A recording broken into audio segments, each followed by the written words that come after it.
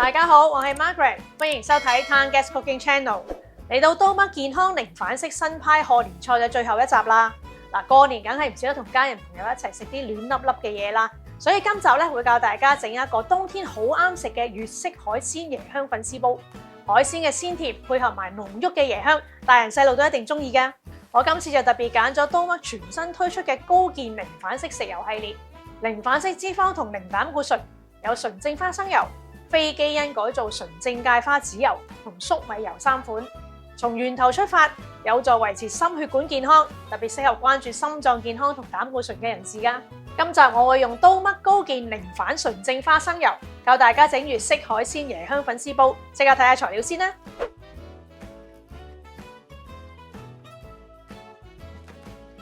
好，開始嘅時候咧，首先我想同大家介紹一個好特別嘅越南嘅食材，就係呢一個啦，越南嘅芫茜。好多時我哋去食啲越南湯河咧，都有佢嘅出現嘅。咁我哋首先咧可以將佢咧切咗先，咁一陣間最後咧就可以加埋落去我哋嗰個嘅粉絲煲嗰度啦。海鮮方面咧，我哋今日有一啲嘅中蝦啦，咁我今日就原隻一齊上嘅，咁啊將個啲腳啊稍微修剪下，去咗腸咧，咁就 OK 噶啦。另外咧，我哋亦都有一啲嘅花甲啦，買嘅時候留意咧，最好就係佢應該係咁樣緊閉啦，代表即係呢啲花甲咧先至仲係生猛嘅。當然我哋亦都有一啲嘅鮮油啦，你見到出邊有一層粉紅色嘅衣咧，其實你可以將佢去咗佢嘅。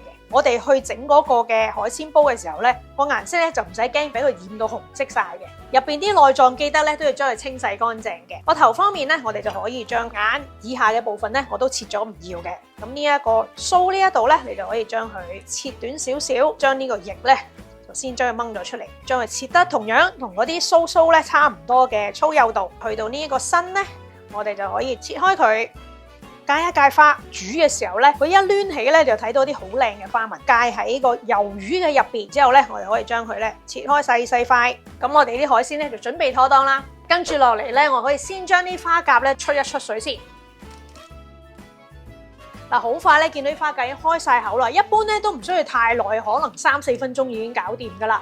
一見到開口咧，就立即將佢咧拎起佢，唔好烚得太耐啦。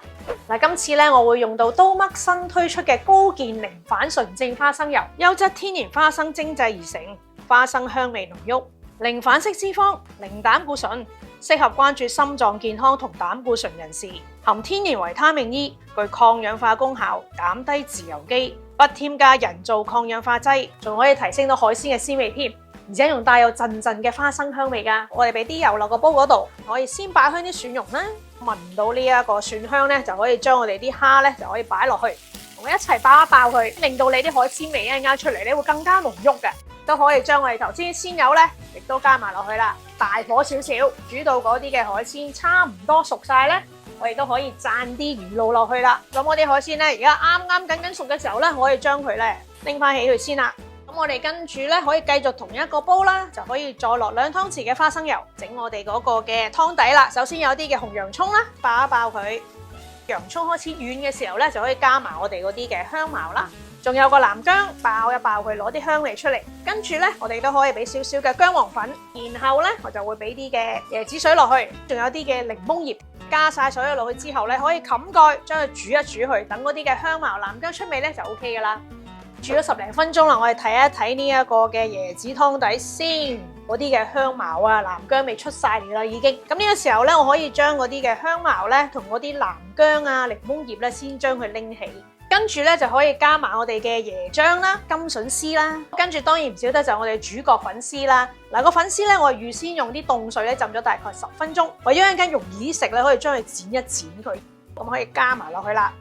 俾啲嘅魚露啦，少少嘅糖咧去做一個調味嘅，煮一煮乾佢之後咧，冚蓋煮佢3至5分鐘咧就得噶啦。大家等緊嘅時候咧，等用呢支新升級 AXE Plus 3重功效洗潔精去洗下啲污糟碗碟先。用呢支全港首創注入透明質酸嘅 AXE Plus 3重功效洗潔精，用後可以提升2倍水潤肌感，洗完碗雙手唔會覺得好繃緊。佢係 APG 配方，做到高效去油，輕鬆搞掂頑固油污，仲可以有效除菌99.9%。